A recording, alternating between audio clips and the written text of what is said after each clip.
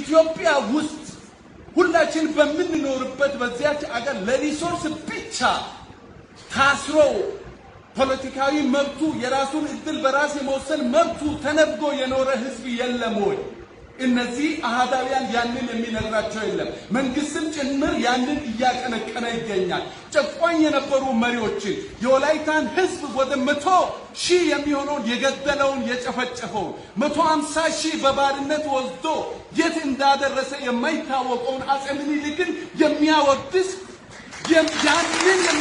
መንግስት በአሁኑ ሰዓት በኢትዮጵያ እየተፈጠረ ነው።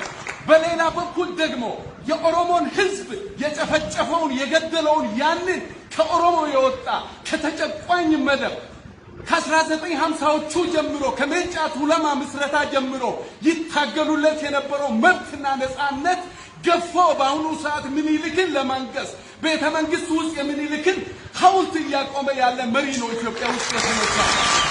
ይህ ብቻ አይደለም። አንድ ገብሩ ታረቀ የተባለ ፕሮፌሰር የጻፈው ነገር ልንገራችሁ። አንዱ የብሔር ጭቆና ኢትኒክ ፕሮፋይሊንግ ነው። ያ ጸሐፊ ሸዋዎች እንዲህ ይላሉ ይላል። ኦሮሞ is animal እሱ በሌላ ስም ይጠራል። ኦሮሞ is animal፣ ወላሞ is slothful፣ Tigrayans are flighty፣ ጉራጌ are thief፣ ዘጎጃሜ are treacherous፣ ዘጎንደሬ are proud ይላል።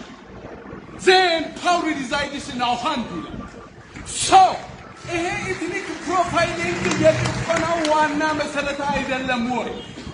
ኢንዲቪጁዋል ራይት የግለሰብ መብትን የገፈፈ ያዋረደ ብሎ ነው አሃዳውያን የሚናገሩ። ነገር ግን ኢንዲቪጁዋል ራይት ኢህአደግ በዚህ ፌደራሊዝም ላይ የተቀመጠው ምንድነው? የኢንዲቪጁዋል ራይት በሕገ መንግስቱ ከተጠበቀ በኋላ ብቻውኑ ኢንዲቪጁዋል አይላንድ አይደለም ከማህበረሰብ ጋር መብቱ ይከበራል ተብሎ የግሩፕ መብቶች ተከብረዋል። በዓለም በአሁኑ ሰዓት ግሩፕ ራይትስ ካልቸራል ራይትስ የሚባለውን ያንጸባረቀ ብሔር ብሔረሰቦች አፋቸውን ለምን ከፈቱ፣ ቋንቋቸው ለምን አደገ፣ ታሪካቸው ለምን ተነገረ በሚል ጨቋኞች ዛሬ የተኩላ ልብስ ለብሶ የበግ ለምድ ምናምን ለብሶ የሚመጣ ተኩላ የሚባለው ነገር በአሁኑ ሰዓት ቤተ መንግስት ውስጥ አስቀምጠናል። ሰው ኢትዮጵያ ውስጥ አሁን መፍትሄው ምንድነው እንበል? ብሔር ብሔረሰቦች እኛ የመረጥነው ደኢህዴን የሚባል አንድ አሃዳዊ ድርጅት ነው። ካርድ ሰርቆም ይሁን ምንም ይሁን ደኢህዴንን መርጠናል። ደኢህዴን ራሱን አፍርሷል።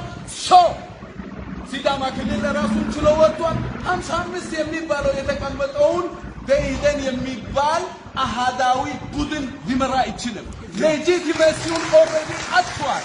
በኦሮሚያ ክልል ላይ ኦፒዲዮ አሁን ቅርብ ጊዜ ለምን እንደሆነ ኦፒዲዮ ራሱን ብሎ ሰየመ እንጂ ኦህዴድን ነው የኦሮሞ ህዝብ የመረጠው። መብቱን ነፃነቱን ያስከብራል፣ የዘመናት ጥያቄውን ይመልሳል ብሎ ነው። ሰው ራሱ ካከሰመ ወንበሩ ጭምር መክሰም አለበት። ምክንያቱም የኢትዮጵያ ብሔር ብሔረሰቦችን ውክልና ያፈረሰ ህብረ ብሔራዊ ፌዴራሊዝሙን እየደፋ ያለ መንግስት ነው በአሁኑ ሰዓት ያለው። ምን መደረግ አለበት? ከዚህ በኋላ ማልቲናሽናል ፌዴራሊዝም እንዲኖር ህገ መንግስቱ ውስጥ ያሉ ግድፈቶች መሻሻል አለባቸው። ለህገ መንግስታዊ ጥያቄዎች ህገ መንግስታዊ ምላሽ ሊሰጡ ይገባል። ለምሳሌ ፌዴሬሽን ምክር ቤት ላይ እንደ ኦሮማራ አይነት አሰራር ተቀምጧል።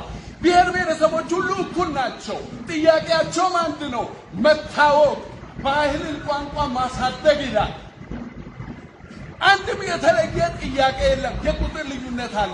ነገር ግን አንዱን ብሔረሰብ በአንድ ሰው ወክሎ ፖፑሌሽንን አምጥቶ ዲሞግራፊክ ዲክታተርሺፕ ያመጣው የፌዴሬሽን ምክር ቤት ጉዳይ ሊታይ ይገባል። ልክ አሜሪካ ውስጥ እንዳለው 50 ስቴት ትንሹም ትልቁም ሁለት ግዛት እንዳለው ሁለት መሆን አለበት የሚል ጽኑ አቋም አለኝ።